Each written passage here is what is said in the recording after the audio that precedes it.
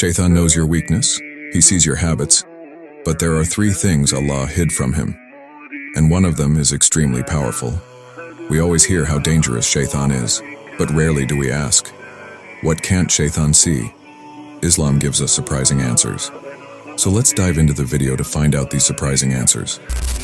Point 1. Your sincere intention. Shaytan sees your actions, but he cannot see your niyyah. Two people can pray the same salah. One gets reward, the other gets nothing. Why?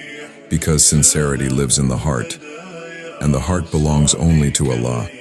That's why even a small action, done quietly for Allah, can destroy years of Shaytan's work. Point 2. Your private repentance. When you sin openly, Shaytan feels powerful, but when you repent privately, something shocking happens. Shaytan doesn't know if Allah accepted your tawbah. You might look broken to people, but be completely forgiven with Allah. That uncertainty weakens Shaytan because he survives on despair. Point 3. Your dua in the last third of the night. Shaytan hates the night, especially when people wake up while the world sleeps.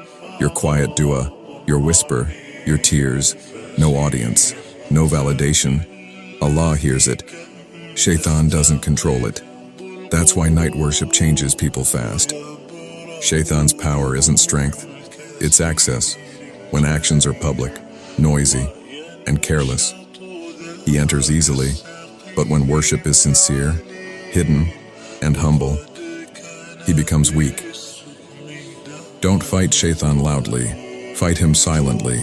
With sincerity he can't see, with repentance he can't measure, with dua he can't stop.